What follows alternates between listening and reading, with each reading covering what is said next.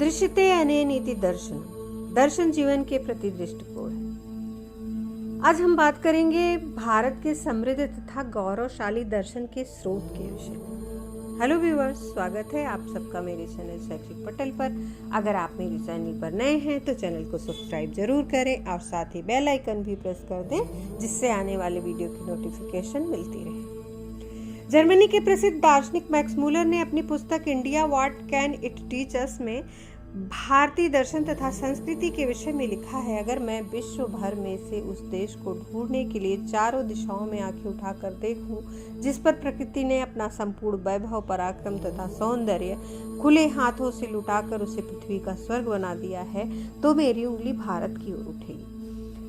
अगर मुझसे पूछा जाए कि अंतरिक्ष के नीचे वह कौन सा स्थल है जहां मानव के मानस ने अपने अंतराल में निहित ईश्वर प्रदत्त अन्यतम सद्भावों को पूर्ण रूप से विकसित किया है, गहराई में उतरकर जीवन की कठिनतम समस्याओं पर विचार किया है, उनमें से अनेकों को इस प्रकार सुलझाया है जिसको जानकर प्लेटो तथा कांट का अध्ययन करने वाले मनीषी भी आश्चर्यचकित रह जाएं, तो मेरी उंगली भारत की ओर उठेगी।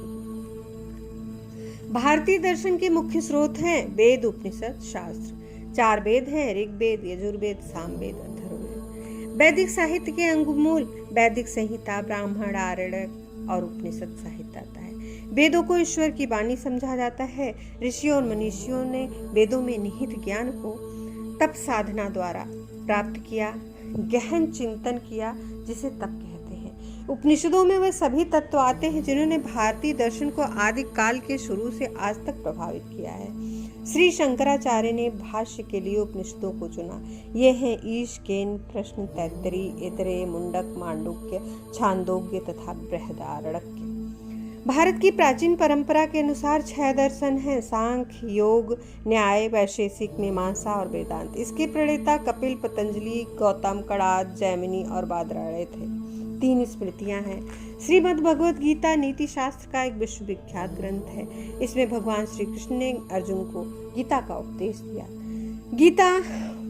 गीता का मुख्य संदेश है निष्काम कर्म, अर्थात बिना फल की इच्छा किए हुए कर्म को करना। आत्मा जड़ और अमर है। गीता में ज्ञान, भक्ति और कर्म तीनों मार्गों को श्रेष्ठ बताया गया है, किंतु निष्काम कर्म को सुगम और उत्तम साधन के रूप में स्वीकार किया गया है। तत्वों के अन्वेषण की प्रवृत्ति भारतवर्ष में उस सुदूर काल से है जिसे हम वैदिक काल कहते हैं। भारतीय दर्शन का आरंभ वेदों से होता है। वेद भारतीय धर्म, दर्शन, संस्कृति, साहित्य आदि सभी के मूल स्रोत हैं।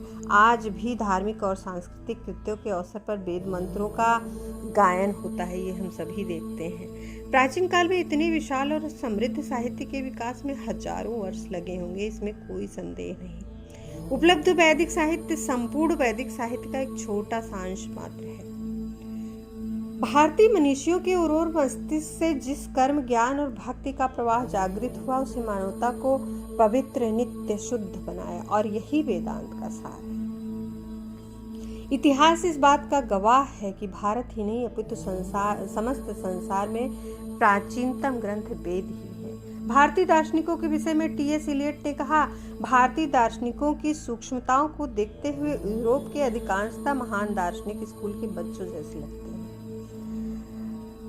भारतीय दार्शनिक चिंतन मनन की धारा अविरल गति से बहती रही और इसी श्रृंखला में स्वामी दयानंद सरस्वती, स्वामी विवेकानंद, महर्षि अरविंद, सर्वपल्ली राधाकृष्णन जैसे चिंतक एवं मनीषी एवं आचार्यगण आते हैं।